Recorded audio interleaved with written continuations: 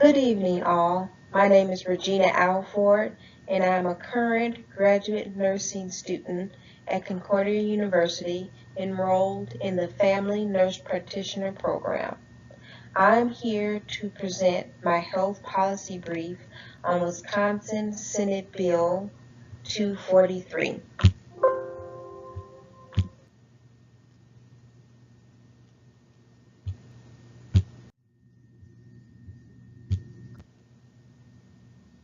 Wisconsin Senate Bill 243. This bill requires the Department of Health Services to create a grant program for language interpretation services provided in medical clinics and hospitals that are in rural areas or that serve medically underserved population. The bill was introduced by several senators on May 11, 2017. Related bills are the Assembly Bill 305, which also talks in regards to grants for language interpretation in healthcare settings. As far as major actions, it all started again May 11, 2017, when the bill was first read and referred to Committee on Health and Human Services, and on June 16th, the fiscal estimation was received.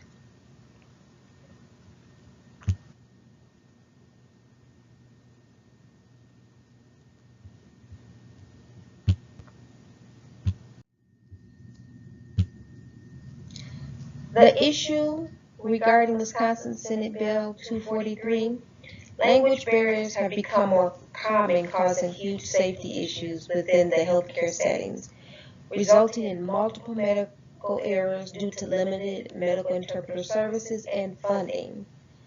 So the serious issue is most of these clinics and hospitals located in these rural and medical undeserved populations have these limited services.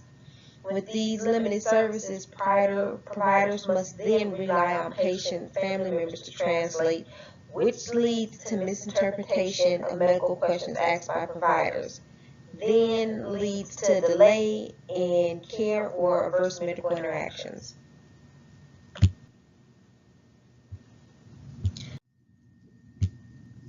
Some background and history.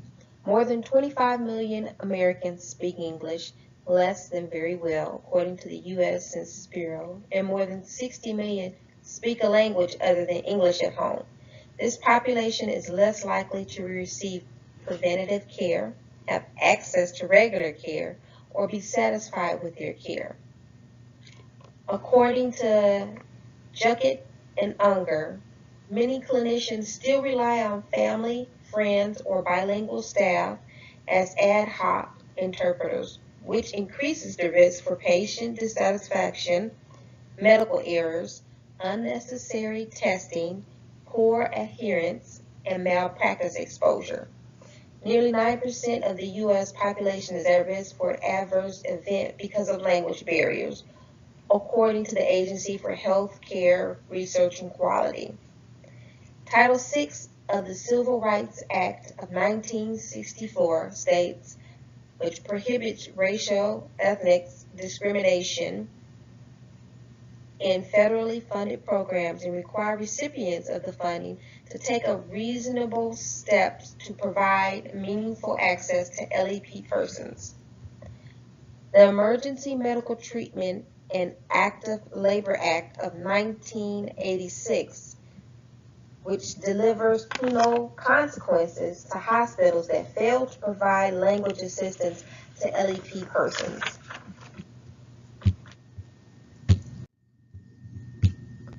The summary of Wisconsin Senate Bill 243, the primary purpose of this bill is to create a grant program for language interpretation services for medical clinics and hospitals that are in rural areas or areas that serve medically underserved population.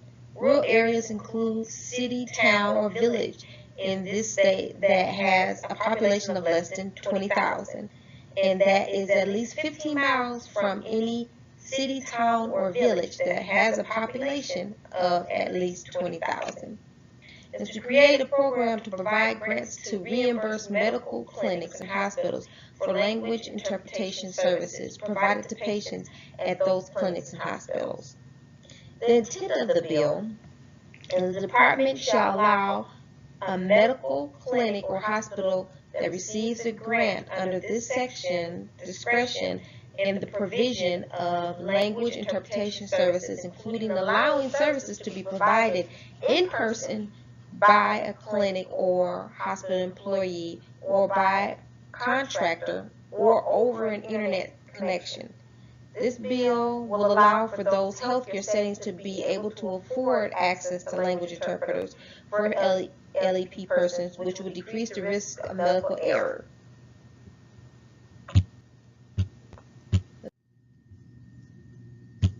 Unintended consequences of the bill. Increased man hours for the Department of Health and Human Services to create the grant program and to make sure that hospitals or medical clinics comply with the criteria for receiving the grant.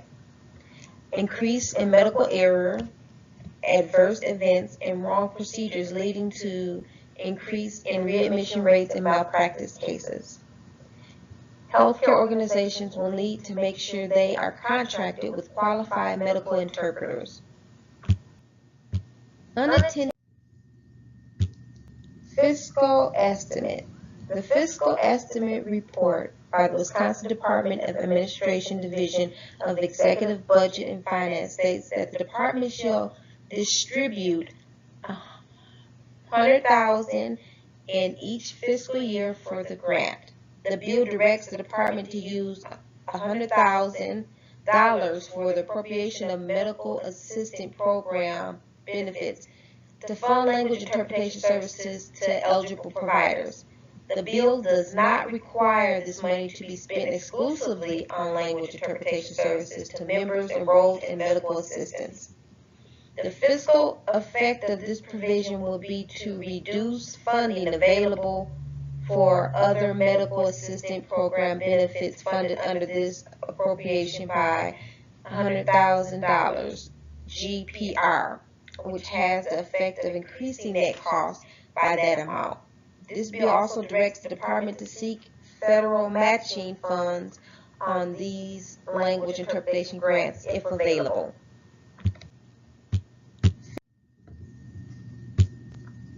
Included is some of the stakeholders involved in the passing of Wisconsin Senate Bill 243.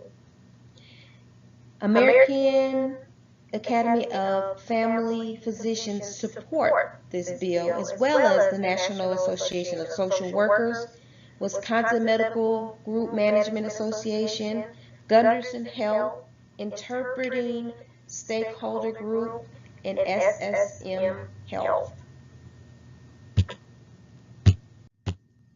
Recommendations. After reviewing the Wisconsin Senate Bill 243, I would ask my congressman to vote on this bill because if the medical clinics and hospitals in rural and underserved areas were giving those grants, it will decrease the risk of medical error, readmission rates, and deaths of non-English speaking people. Providing these facilities with these grants would increase patient safety, increase patient satisfaction, and improve patient access to quality health care amongst individuals who are not proficient in the English language. Compared with proficient English speakers, people with limited English proficiency are less likely to seek and receive needed services when they do. They have fewer physician visits and receive fewer preventive services, even after factors as literacy, health status, health insurance, regular source of care, economic indicators, or ethnicity are controlled. It is very critical for a non-English speaking person to have access to a qualified language interpreter for the safety of their well-being. Being a practicing nurse, working in a healthcare setting that provides care to non-English speaking persons,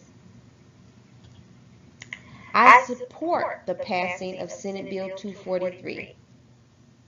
Eliminating language barrier is one key component of a broader strategy for promoting better access to coverage and care. This increased translation interpretation matching rate is an important new source of federal support to help states eliminate these barriers.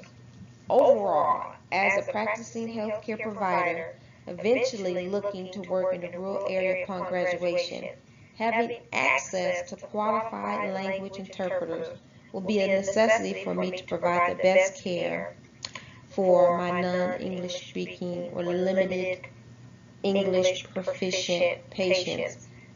So the passing of this bill is extremely important.